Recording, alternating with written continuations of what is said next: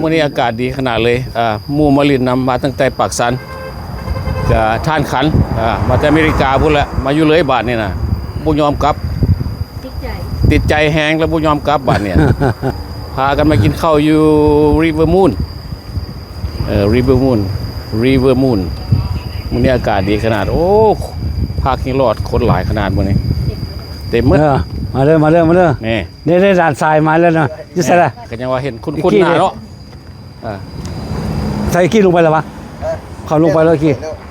พอดีวิทย์กันเอาหากันจอดรถเลยแม่นวะมื้อนี้เป็นวันอาทิตย์โอ้เพิ่นปรับปรุงใหม่ตัวนี้นะเขาบ่ได้มาโดนเติบเนาะแหมก็มีรถมีรถพาขึ้นลงอยู่ได้เนี่ยแหม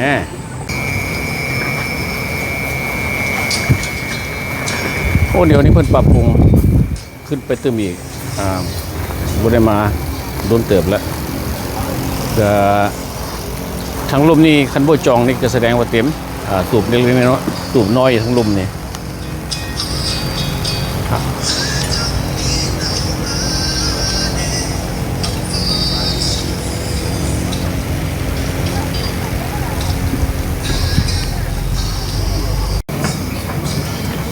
โอ้มื้อนี้อากาศร้อนหลายคนเลยมาเที่ยวมากินข้าวกินน้ำหลายมื้อนี้นะรีเวอร์มูนเด้อ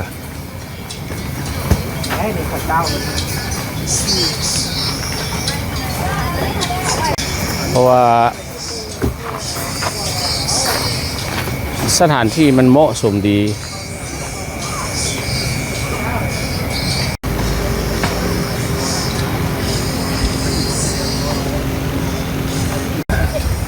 เฮ็ด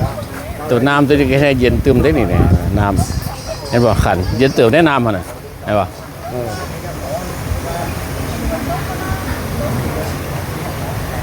ก็บรรยากาศต้นไม้มันก็หลายเป็นโฮมงามดีเย็นดีแล้วก็มีสายน้ำคือพัดลมนั่นแหละเป็นผู้ออกมาเพิ่นเฮ็ดก็ถือว่าสุดยอดเลยนี่เขาโทรมาก่อนแล้วเพราะว่าเขาว่าสิจองโต๊ะแบบเป็นตู้พันบ่ได้เพิ่นเต็มหมดแล้วเขาก็ได้สิได้โต๊ะธรรมดาบาทนี้เฮ็ดเนี่ย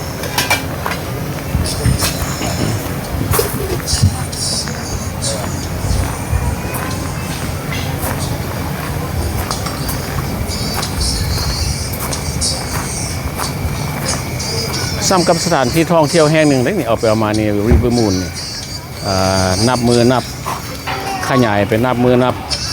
ปรับปรุงไปหน้า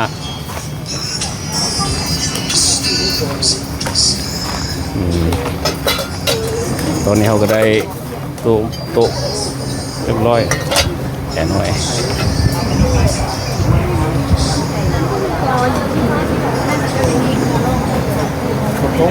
เอาโต๊ะนี่ป่ะเขาตอนนั้นอำเภอสังคมฟ้ากับนั่นน่ะจังหวัดหนองคายคือเก่าเนาะแม่นวะจังหวัดพาดอกเตอร์ขันมาว่าดอกเตอร์แล้วกลายเป็นดอกเตอร์แล้วมาอยู่ลาวได้เดือนปลายเลยเด้มาชมทิวทัศน์อยู่แถวนี้โอ้วิวนี่วิวคักขนาดเนาะอยู่ใกล้ๆแคมป์อยู่ได้ที่เพิ่นว่าอำเภอสังคมแม่นบ่ของเขตนี้คือว่ากวงเนาะเข้าไปแล้วก็หอมเลยเนาะลอยข้ามกับข้ามโอ้ลอยข้ามวะข้ามเคยได้ค่อยไหมโอ้อย่าไปเว้าเบิ่งคือน้อยๆอยู่แต่ว่าบัดลอยเตี้ยมันสิไปไหวบ่ข้าวตะกี้เขาก็เลยค่อยขนาดนี้ว่าตะกี้ก็ว่าเก่งเลยเนาะอย่างน้อยเนาะเดี๋ยวนี้ก็แต่วันนี้โอ้ยขาจังเลยย่านขาปั้นก่อนเลยขาจังละขยามแรงกับบรรยากาศก็คักอยู่ที่จริงเขาก็อยากได้ตูบน้อยๆพุ่นแล้วแต่ว่าเต็มหมดแล้วเต็มหมดมะพร้าวเตี้ยกันมาได้เดือนนึงเลยเป็นแนวใดตัวขึ้นว่าผู้ซื้อว่าแนวใดสุขภาพจิตใจร่างกายก็โอเคทุกอย่างโอเควะไปเริ่มสิเรื่องเลยติก็เริ่มสิเรื่องแล้วเรื่องไปเนาะตัวนี้มักบรรยากาศแบบแคมป์น้ำสิวะมักแคมป์น้ำเขามีดินตัวนึงเพราะอะไรนี่แคมป์น้ำบรรยากาศแคมป์ตรงนี้คันบ่มีน้ำเราบ่มากกว่าบ่มันต้องมีน้ำเลยเนาะ มีเฮือนหลังนึงสาจอดไว้นี่อันนี้ไม่หยังสำหรับมัน นอนมีแรกเส้นส่งนี่คาเกเลยเนาะ โอ้ เข้ากันนั่น ตัวนี้มานี่ได้แนวคิดตัวนี้มาเบิ่งนี่ มาเบิ่งสภาพการของเขาเนาะโอ้คักว่า เขาเฮ็ดแนวได้บนมาละได้นอนนักธุรกิจเป็นตัว อันนี้มันบ่ได้อยู่ในเมืองได้นี่อยู่ตัวนอกเว้ย อยู่นอกแล้วอยู่นอกเมืองแล้ว อยู่นอกเมืองแล้วเขามา คนก็เต็มสิเลยตลอด วันเสาร์วันอาทิตย์เขาก็มา คันฝนบ่ตกคือเมื่อวานเมื่อก่อนนี้แห้งฮ้อนแล้ว นั่งตั้งกินแบบธรรมดาชิวๆเลยเฮ็ดชิวๆกิน เป็นออกแบ ชิ บ ว ก็ได้ดีตัวแถวนี้บอกตัวคือว่าออกแบบได้เรื่องบ่ ๆได้เรื่องแล้วบ่ เป็นสั้นตุ้มผักไปเนาะ ตู้ เป็นผักสั้นไปได้นี่ออกแบบ ตู้หญ้าแฝก ปลูกหญ้าถ้าปลูกหญ้าแฝกสิข้างเนาะ แต่ก็อาหารแซ่บอีกบ่ส่ง อาหารก็แซ่บเลย อาหารแซ่บของคนกระติดแล้วเว้ย โอ้ก็แนวนั่นแหละอาหารแซ่บคนติดเห็นบ่ แล้วก็มีรถ รถนำส่งอีกเนี่ย รถรับส่งรถรับ ผู้ ส่ง เฒ่าเมื่อยก็เทรถคันนั้นดิ จอดอยู่ข้างถึงลงมาข้างล่าง นั่นแหละบ่มีพัดลมแบบออกแบบได้ดีพัดลมข้างหน้าบ่มีน้ำให้บางเทิงนั่นให้บ่ ฮะ เห็นบ่ มีพัดลมเป่าอีก พัดลมเป่าอีกเย็นดีอีก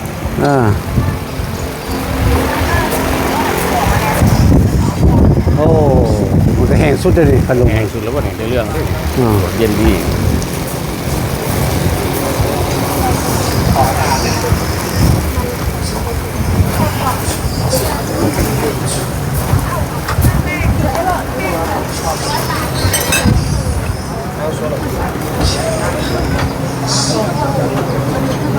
เป็นยังไงเขาเริ่มสั่งแล้ววะเริ่มสั่งอาหารอันนี้ก็ลูซี่ เข้าขั้วเข้าพัดอะไรวะเข้าพัดอยู่บ่แล้วอีเวียงจันทร์ก็มี เก่งนอ สร้างเก่งโน่สร้างข้าวเจ้า ข้าวเจ้าบ่โอเคก็ปลาดิ 100 บาท ร้อยปลา สั่งลายปลาทอดปลา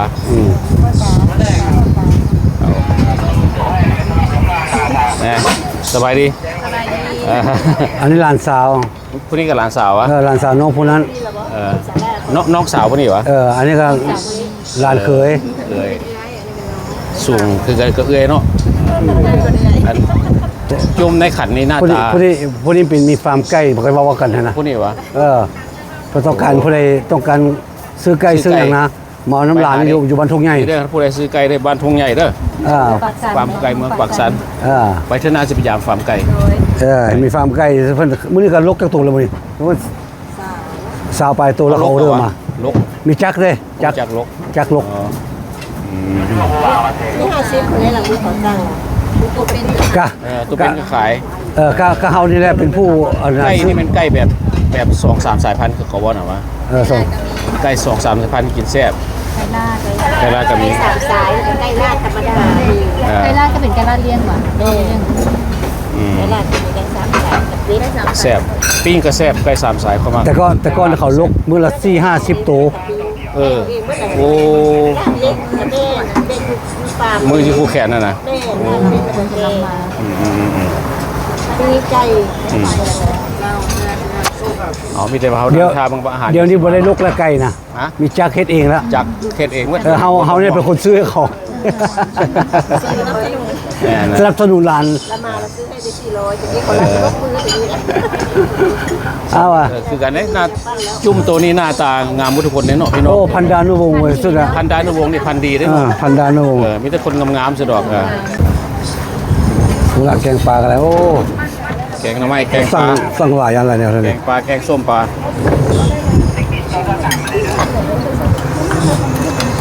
แกงหน่อไม้2 หม้อตำบักทั่วตำบัก ต้องกินใจเย็นๆเว้ยก็สมมติ ตำบักทั่วตำบักโค้ง กินไวๆหลายมัน ข้าวเหนียวขอบใจไว้ซา โอ้แซ่บเด้อ แล้วก็ทอดปลา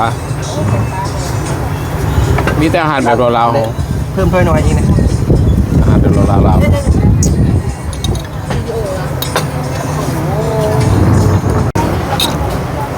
มีได้หัวหน้าขัน โอ้แซ่บ แซ่บหลายวะมีแต่แซ่บๆตัวแกงส้มปลา ทางหอย อากาศก็ร้อน อากาศก็ร้อน แล้วก็เผ็ดอีก เผ็ดไส้ฮ้อนเลยเป็นจังได โอ้ เผ็ดไส้ฮ้อนเข้ากันยังไงวะ เหงื่อออกเลย เหงื่อแตกเหงื่อแตก ครับ คือว่าผู้หญิงเพิ่นใครก็ได้ผู้หญิงเพิ่นมักเผ็ดเด้คือนุชซี่นี่ก็มักเผ็ดนี่นุชซี่น่ะเจนุช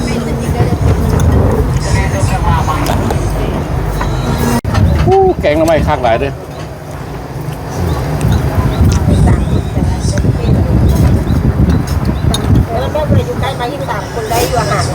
แม่น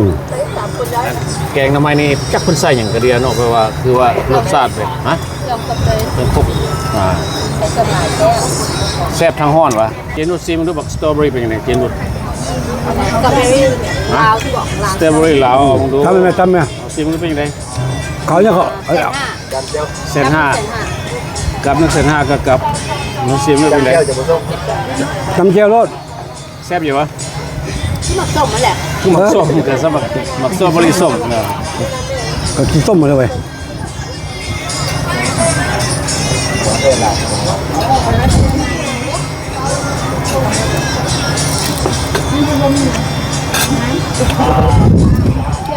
ไม่ยังอีกบาทนี่ อย่างนี้เราไม่ได้ ไม่ยัง อี อีก นะ บาท อี นี่ นะ เอาคุดินบ่ไม่ยังอะไร เคยใส่ บ่เคยใส่วะ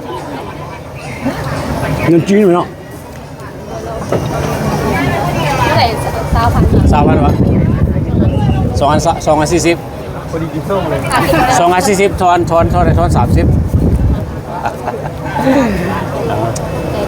เอาไปเลยซะ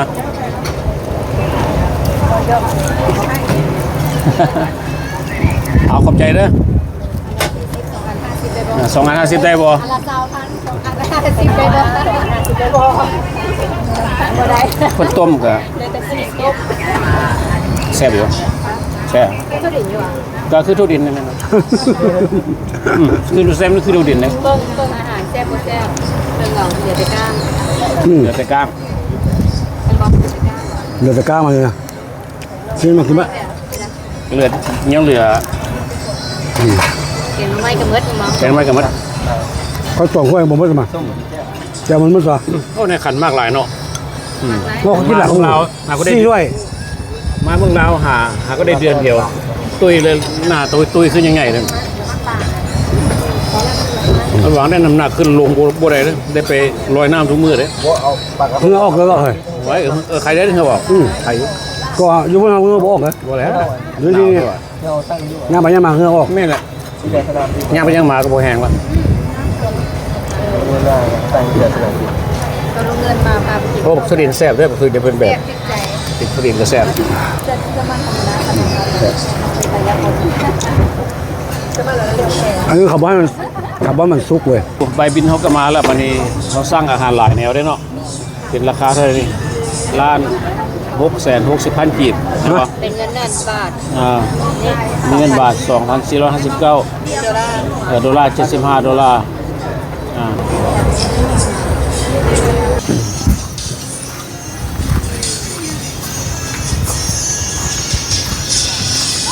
วันนี้สิพาเลาะเบิ่งว่าทางนี้มันเป็นแนวไหนเพราะว่าเขาเคยมาที่นึงแล้วโดนแล้วเพราะว่าเพิ่นก็มีบางกะโลอยู่ได้คืนหนึ่งว่าคืนหนึ่ง800,000ว่าซั่นเด้ถามคนอยู่นี่อย่าว่าคืนหนึ่ง800,000เนี่ยอันนี้ก็ต้องได้จองนอนได้เป็นเอาจะคืนก็เว้ากันไปไงงามเลย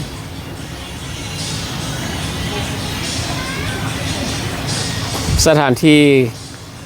ก็ถือว่ากว้างขวางตกแต่งได้ดีต้นไม้ก็เป็นระเบียบเรียบร้อยต้นไม้น้อย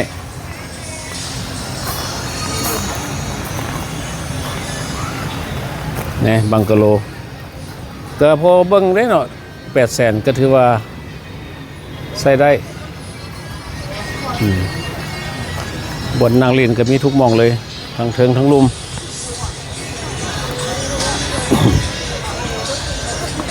น้ำนี่สบายเพราะว่าบ่ต้องย่านน้ำขึ้นมาขย้ำฝุ่นก็ อยากเปื้อนแน่แล้วก็น้ำมันจะขึ้นมาถึงๆนี้ แต่ตอนนี้สบายแมว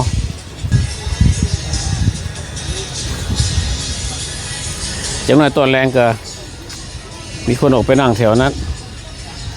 ตอนนี้บุ้ยไผ่เพราะว่ามันแดดเขาเจ้าบุเฮ็ดแนวมุงไว้เพราะว่าเขาเจ้าตั้งเฮ็ดไว้เพื่อบรรยากาศยามแรง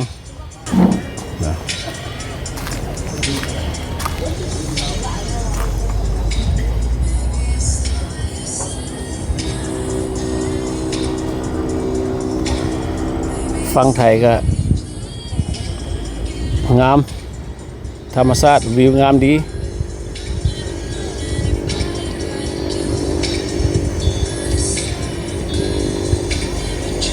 ตอนนี้มายามได้ก็เห็นคนหลายเดือนบนนี่นะคันแม่นมาวันเสาร์อาทิตย์นี้คันสิมาหลายคนต้องโทรถามก่อนว่ามีบนว่างบ่คือว่าเขาสิจองแบบตูบน้อยๆสิต้องได้จองเอาคันมื้อวันเสาร์อาทิตย์กว่ามาเขาก็ต้องได้ไปสอกบนนางอื่นจะเต็มมืดแบบสิ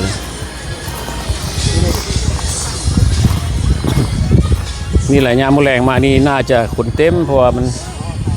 ถ้าตอนตะเวนตกพุ่นล่ะ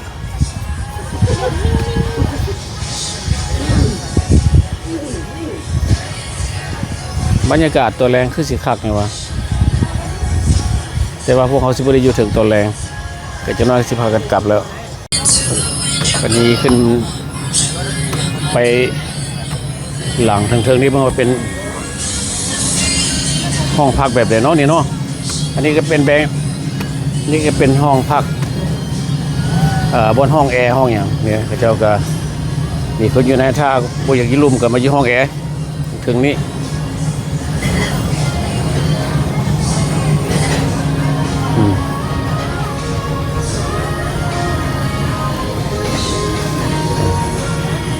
นั่นเป็นห้องแอร์ทางในอินโด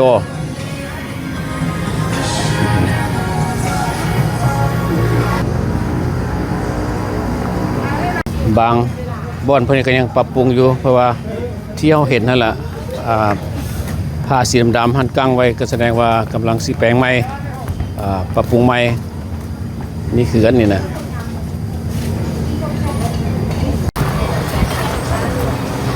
เป็นยังไงไฟเฮา กินน้ำกินดูดบาดเดียว ดูดบาเดียว กินช่วยคือโดนสมอง บ่พากันไปถ่ายรูปถ่ายหอยแคมป์ของหัวฮอดจะไม่ได้ว่าออกซ่องเรียบร้อยใช้โน่เด้อ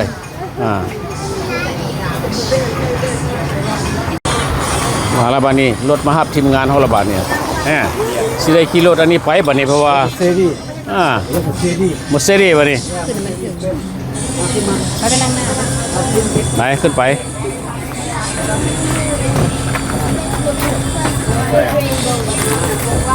เอาจะดีได้บ่ได้เมื่อยขาเนี่ยเอาเมียงเอานี่แหละเนาะทางนี่แหละเอาไปบ้านนี้เขา นั่งหลังได้อีกได้นะ ได้เหรอ นี่ได้อีก3ขับรถนี่ได้เด็กโดนไปเลยแล้วไอ้หลานสาย2 มื้อห้วยคือเก่งแท้2 มื้อนี่น่ะคือพูดคือว่าเลี้ยวคือว่าถอยหน้าถอยหลังคือมาที่ลึกพิโลแท้เนี่ย2 มื้อนี่น่ะ เล่นเนี่ย เขียว เก่งขับรถได้2 มื้อนี่ ไฟฟ้าได้ไง รถไฟฟ้าแล้วนี่ โอ้ยังขึ้น โอ้ยยังตื้อเลยเนาะขึ้นเป็นสูงดีเลยเนาะ มันเห็นเยอะเลย ตอนนี้ขับรถได้2 มื้อนี่รู้สึกว่าไหนๆมักอยู่วะนี่มักแล้ววะ เดี๋ยวไปเราค่อยพี่ พูดหนึ่งหลายเขียวเติมให้น้องเป็นบ้อง โอ้ยเราหมดทั่วเลย มีเวลาได้กินข้าวอยู่ล่ะมีคนเปลี่ยนอยู่ติ มี เห็นบอกเขาจะโทรนำตลอด2 มื้อเพิ่งรู้ ใส่เขียวนี่อะไร จอ จอดพูดเป็นบ้อง เราอายุไหนล่ะ ลายพุดเจ๋พุดอยู่กันหรอกคน วันเสาร์อาทิตย์ได้เต็มเลยตัวบ่ ต้นเท่ากันเลย แหมไป เฮ้ย โอ้เป็นแน่นอนอยู่แล้วโซเฟอร์เขา